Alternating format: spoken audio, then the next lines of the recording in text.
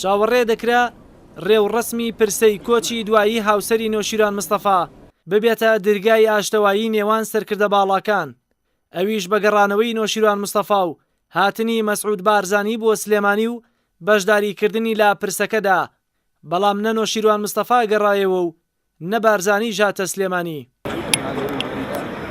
بەشێک لە سەرکردە باڵاکان لە ڕۆژی یەکەمی ڕێوڕسمی پرسەی کۆچی دوایی شوعلە عەلی هاوسەر و هاوخەباتی نۆشیروان مستەفا بەشدار بوون. ئەمیری کۆمەڵی ئیسلامی و بەرهەم ساڵح جێگری دووەمی سکرتێری گشتی یەکێتی، ئەوانیش وەک بەشێک لە هاوڵاتیان چاوەڕێی کردنەوەی ئەو دەرگایە بوون کە ئەو پرسەیە بەستەڵەکی سیاسی بشکێنێت. خی پروردگاریش دەروی خێر لەم میلەتە ئێمەش بکاتەوە، ئەو جۆرە مناسبەتە کۆمەڵایەتیانە ببنە دەواازەیەک بۆ کێمە ئەو لێکدابڕانە ئەو بارگژە سیاسیە نەمێنێەوە بە دڵێکی پڕ لە مەحەبەت و خۆشەویستی و هەستکردمە بە پرسیارەت پێکەوە دابنیشین، چارەسەرێکی ڕیشەیی ئەم بارودۆخەنە هەمواری خۆمان بکەین بۆی خەڵکو و میلەتەکەمان ئاسوودە بێ. وە کۆبوونەوەی ئەو هەموو خەڵکەش لە سلێمانی و لە دەرەوەی سلێمانی هەموو ئەو لایەنە سیاسیانەش لەم بۆنەیەدا ڕێزلێنانە لە شعلەخان، ڕێزلێنانە لە کاگنە و شیروان.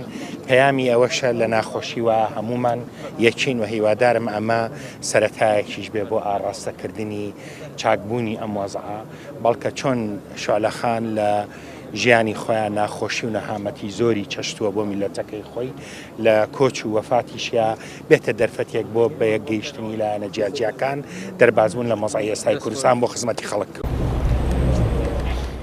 گەرچی جموجوڵەکان بۆ کۆتایی هێنان بە قەیرانی سیاسی لای هەندێک لایەنی سیاسی بە پەیام و نەخشە ڕێگا و پرۆژە گەرم بوو، بەڵام چاوەڕوانیەکان لە ئەنجامی پرسەی کۆچی دوایی هاوسەری نۆشیروان مستەفا زیاتر بوون کە بتوانێت کۆتایی بەو قەیرانە سیاسیە بهێنێت.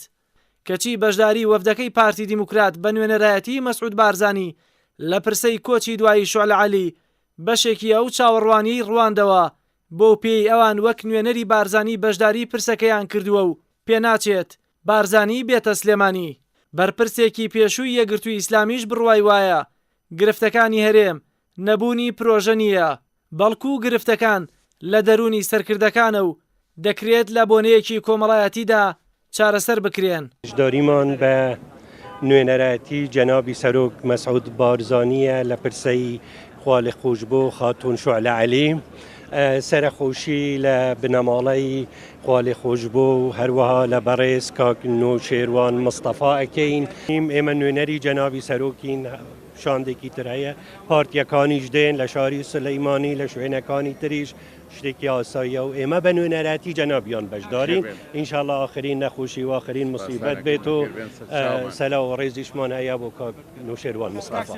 ئەم دۆخە پێمانەڵێ کە کێشەکانی هەرێمی کوردستان لەسەر پرۆژە پەکیان نەکەوتووە، بەڵکو لەسەر ئیرادەی سیاسی پەکیان کەوتووە، لەسەر بڕیاری سیاسی و بەسێ لە کێشەکەی هێزەکان، کێشەی هێزەکان لەگەڵ یەکترە، کێشەی سەرکردەکانە لەگەڵ یەکترە، کێشەی سەرکردەکانیش لەگەڵ یەکترە.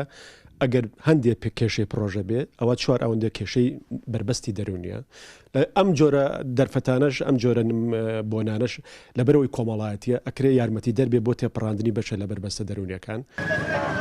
چارەسەری گرفتی نێوان لایەنەکان بووەتە کلیلی چارەسەری سەرجەم قەیرانەکانی هەرێم، کەچی نە پەیامەکەی بارزانی و نە پرۆژە و نەخشە ڕێگای لایەنەکان بە کۆچی دوایی هاوسەری نۆشیروان مستەفا و خوشکی بارزانیش نەیتوانی ئەو دەرگایە بکاتەوە کە تەنانەت خودی سیاسیەکانیش چاوەڕێی کردنەوەی دەکەن. جەلال محەممەد، کەناڵی ئاسمانی پەیام، سلێمانی.